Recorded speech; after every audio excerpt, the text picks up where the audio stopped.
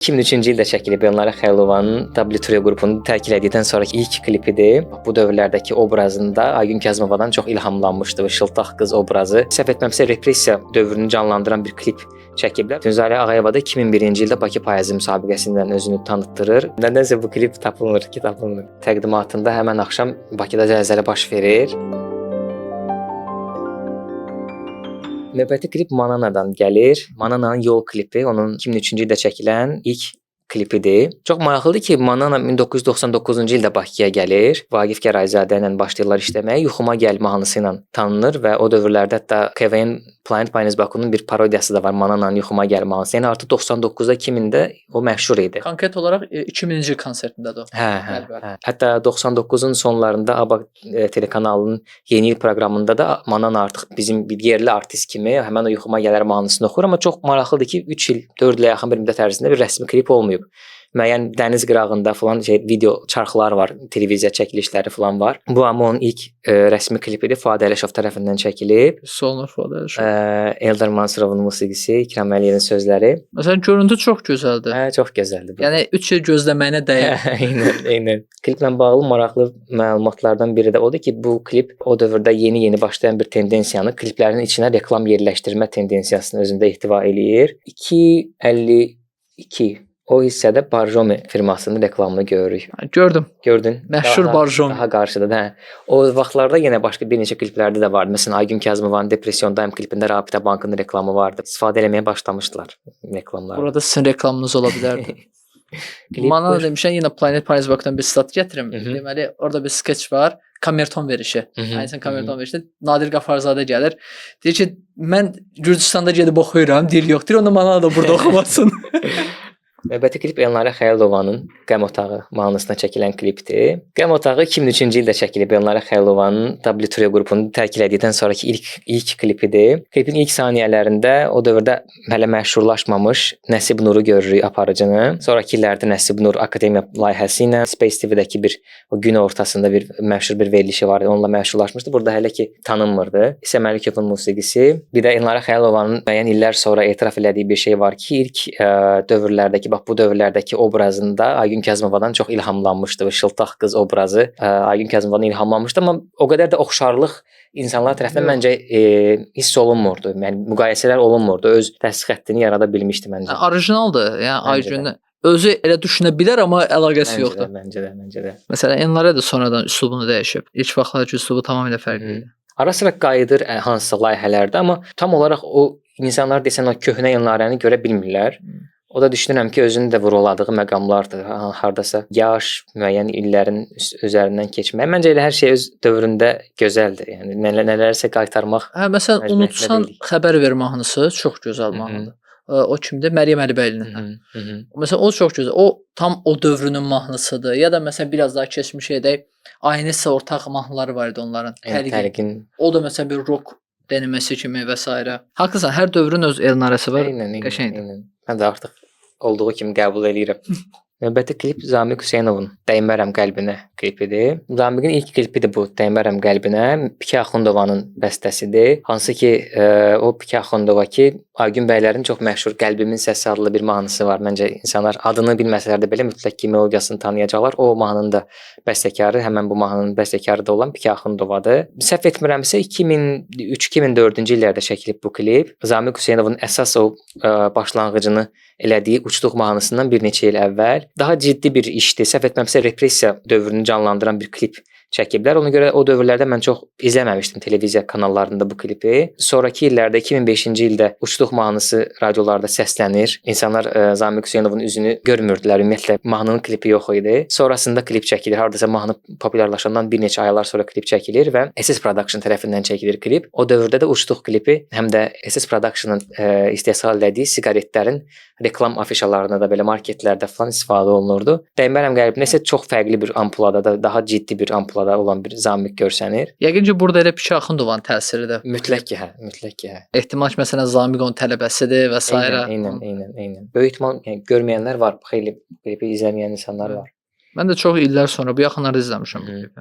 Bir də Zamiqin burada səsi dırnaq içində deyim, daha təmizdir. Məsələn, indiki səsinə görə daha təmiz bir səs, daha vokalçı səsi var. Növbəti klip Elnur Məmmədovun Belə olarmı klipidir.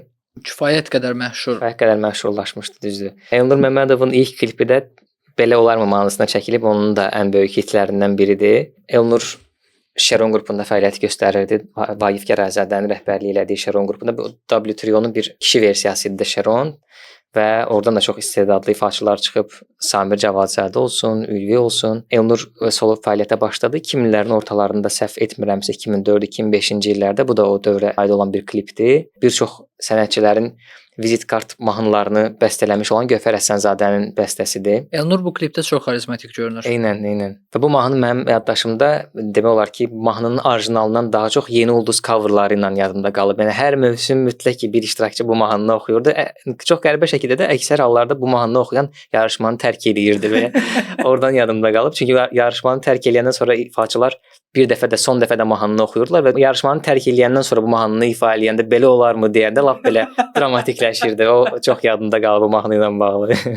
Klip qəşəngdir. Qəşəng sadədir, ağ qara. Klip deyəsən bizim studiyada çəkilir. Kəran bəlkə Elnura bir remake edək burada. Eləmək olar məncə. Eynisini. Production şey eləyər, kifayət eləyər. Şeron demişkən, mən dəqiq bilmirəm. Şeron birinci olub yoxsa Aypara qrupu birinci olub? Aypara qrupu daha əvvələtdir. 80-lər, 90-lar. Ayparanı demirəm. Bu Mərc Show-dakı Ayparanı deyirəm. Mərc Show-da sanki W Trio ilə Şeronu birləşdirmişlər. Aypara olmuşdu ya da sonradan ayrıldılar, ayrı-ayrıldılar belə bir şey. O Ayparada deyəsən Samir Cavadzadə vardı, səhv etmirəmsə. Elnur da məncə var idi orada. Elə şey də Ülvi də var idi. Məncə o Şeron idi. Səhv etmirəmsə Şeron idi. Çünki həmin o illərdə onlar Şeron olaraq fəaliyyət göstərirdilər. Yaxşı, məncə amma orada Səidə Sultan da var idi. Səidə Sultan W Trio-da idi. Demək ki, deməli birləşmiş bir versiya. Çünki Aypara 80-lərdən var, hansı ki video yazılar da var. Aylin Qasımova, Aygün Kazımova, Aygün Mehdiyeva olmalıdır, səhv eləmirəmsə, belə bir Vaqif Gərazədənin özü, musiqiçilər falan. Ola bilsin ki, o Ayparanın davamı kimi və həmən o artistlər də bir nələrsə eləyirdilər. Elə təxmin edirəm. Daxilində. Növbəti klipə keçid eləyirəm. Bu klip təəssüf ki, YouTube-da yoxdur. Tünzalə Ağayevanın birinci klipi Gözlərim mahnısına çəkilib. Təəssüflər olsun ki, klip YouTube kanalında yoxdur, ümumiyyətlə YouTube-da yoxdur. Çox qısa bir hissəsini tapa bildim. 1 dəqiqəyə yaxın hissəsini tapa bildim. Tünzalə Ağayeva da 2001-ci ildə Bakı Payızı müsabiqəsindən özünü tanıtdırır Sevdican səni mahnısı ilə və 2002-ci ildə də qəribədir ki, biraz tərs bir addım atır. Sevdican sənin çox hit olduğu, populyar olduğu dövrdə ona yox, Gözlərim mahnısına klip çəkir. Gözlərim mahnısı da kifayət qədər populyarlaşıb, sevilə bilmişdi. Maraqlı bir klipdir. Belə kriminal mövzu canlandırmaq istəyiblər, səhnə canlandırmaq istəyiblər. Bu da mənim uşaq vaxtı izləyib biraz qorxduğum kliplərdən biri idi. Hətta sonrakı illərdə klipi YouTube-da tapa bilmirdim və klipi izləyə bilmədiyim üçün də beynimdə çox bir qəribə bir səhnələr canlanırdı. Tapmaq istəyirdim klipi. Çox qısa tapa bilmişəm. Ümid edirəm ki, nə vaxtsa yenidən YouTube-da yayımlanar. Buradan Tünzalə xanıma səslənirik. Mən də bir neçə dəfə səslənmişəm. Buradan da səslənmiş olum. Nədənsə bu klip tapılmır ki, tapılmır. Növbəti klip Natəvan Həbibinin yaradıcılığında çəkilmiş ilk klipdir. Mən səni itirsəm mahnısına çəkilib. Natəvan Həbibinin çox sevilən mahnılarından, əsas lirikalarından biridir. 2005-ci ildə çəkilib bu klip. Onun da W Trio qrupunu tərk elədikdən sonraki ilk addımlarıdır. Mahnının müəllifi Nərmin Məmmədovadır. Natəvan Həbibinin ilk illərində bir neçə mahnının yenə də müəllifidir. O sadəcə Bulud mahnısı var və digər bir neçə mahnı var. Klipin sonlarında klipi Nərmin Məmmədovaya həsr elədikləri Nərmin Məmmədovanın xatirəsinə yazısı ilə sonlandırırlar. Araşdırdım bununla bağlı, təəssüf ki, bir məlumat tapa bilmədim. Nərmin Məmmədova adını da başqa artistlərin diskoqrafiyalarında görmədiyimə görə ehtimal edirəm ki, Natəvan Həbibinin dostu, tanışı belə biri olub və həmçində ona mahnılar bəstələyib verib. Onunla bağlı bir məlumat olsa, növbəti dəfələrdə qeyd etmək istəyərəm. Özümə də maraqlıdır çünki. Bu klip yəqin ki, Faiqin Ömür Bumu klipinə dayə çəkilib, hə? Hə. Çünki oxşarlıq var. Natəvan müxtəlif obrazlardadır, öz-özünü görür və s. Ömür Bumu klipinə bənzəyir. Təəssüf ki, çox keyfiyyətsizdir, ona görə də. Heç olmasa daha yaxşı blokda çəkə bilərdi məncə klipi. Yəni amma bu pilləkənlər olan görüntü xoşuma gəldi. Bir sinematografik bir görüntü var. Pilləkənlər falan xoşuma gəldi mənim. Blok, o qapı falan hissələri həm biraz fransız filmləri kimi eləmək istəyiblər, amma bu klipdə çox pis yola veriblər. Sən bilirsən bu klipin rejissoru kimdir? Kim? Rəşad. İndi baxdım Ceyhun Axundov gördüm. İndi baxım deyəcəm sizə. Görsən tanıyacaqsan. Ceyhun Axundov, amma tanımıram yox. Ceyhun Axundovdur, yox. Cəfər Axundov. Cəfər Axundov. Oxuya belə bilmədim ki. Kimdir bu bəylər? Sual sizə. Tanımıram yox. Cəfər Axundzadə desəm? Yəni də tanımıram yox. Sinemazadə desəm? Şəkliyotu desəm? Çox maraqlı. Mənə elə gəlir ki, odur. Çünki Cəfər Axundov və Aynur Axundova, Axundzadə. Yəqin ki, Cəfər Axundzadədir o. Yəqin ki, Keşfiyyatının rejissoru, sinemazadə və s. Deməli, başlanğıc üçün pis deyilmiş.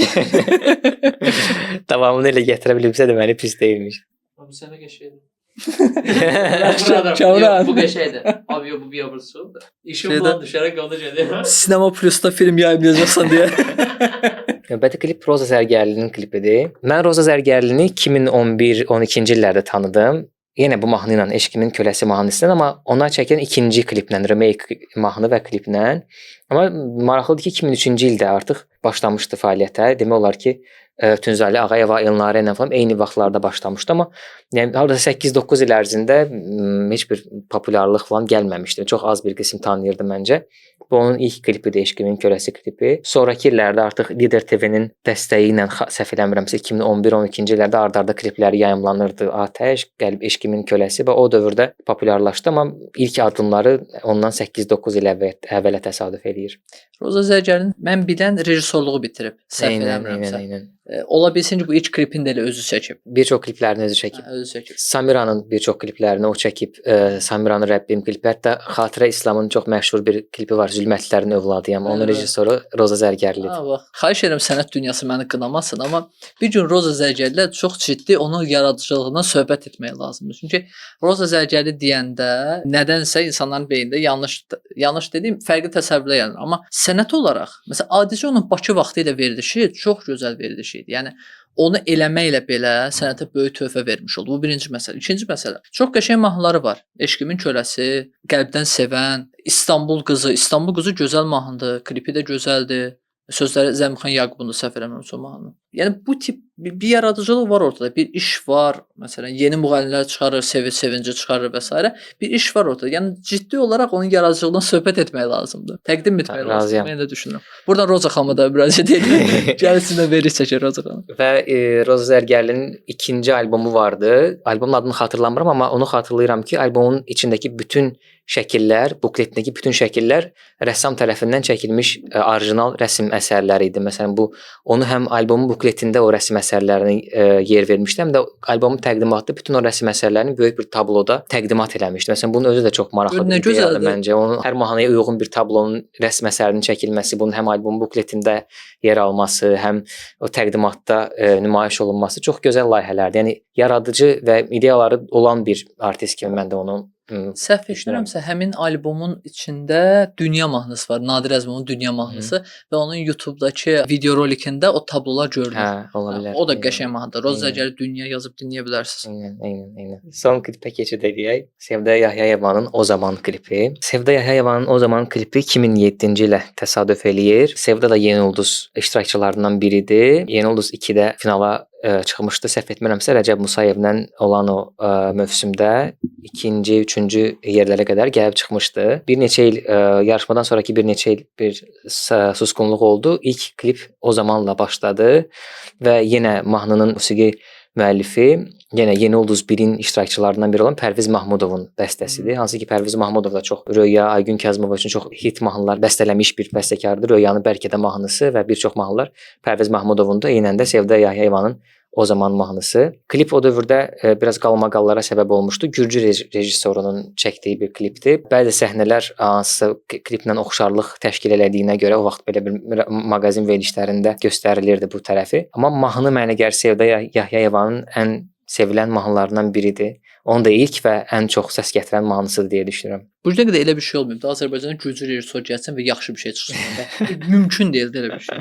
Mən gürcü rejissorlarının çəkdiyi kliplərdən Aygün Kazımovanın İndi Sənsiz klipi var. Ayağıma dəyən daşlar. Onu çox bəyənirəm. O orijinal gəlir mənə. Amma bəzi kliplər də var. Məsələn, yenə Aygün Kazımovanın Petrol klipi var. Həmin o eyni gürcü rejissor çəkmişdi onu da. Məsələn, o klipdə də belə bir plagiat səhnələri falan görmək olur. Düz mən açığı o dövrlərdə fərqində olmurdum. Çünki çox gürcü kanalları falan yox idi bizdə. Ancaq mağazin verilişlərində falan ifşalananda ancaq görə bilirdik ki, hansısa klipin plagiatıdır. Amma nəticə etibarilə bir dövr izlədik o klipləri və xoş idi izləmək. Bu gün də xatırlamaq. Rəhim qaldı. Rəhim qaldı. Kitab. Rəhimlə bağlı biraz tərəddüdlərim var. Niyə? Çünki Rəhim Rəhimlinin əslində ilk klipi, ilk musiqi videosu Flora Kərimova ilə olan duet idi. Bilməm, görmüsüz onu yoxsa yox. Biz yerləşdirdik onu YouTube kanalına, yox idi ümumiyyətlə YouTube'da. Elə bilirdim adlanan mahnıya və o dövrdə ASTV standartlarında bir video çəkmişdilər. İlk video klipi oldu, hətta 98-ci il olmalıdır, səhv etmirəmsə. Burada çox qəşəng görüntülər var. Flora Kərimova gəlir, orada ana bala obrazındadılar klipdə. Bu biraz sanki ASTV-dəki səhər verişinin içində bir eynən. bir şeydir. Amma Rəhim Rəhimlinin özünün müsahibəsində dediyi ilk peşəkar klipi isə Sevmişəm, Sevirəm, Sevəcəm səni klipidir ki, hansı ki belə yaxşı productiondan ortaya çıxartdıqları ilk klipidir. Biz də onu hesab edirik. Hı-hı. Bəyan əsasdır. Biz onu hesab edirik.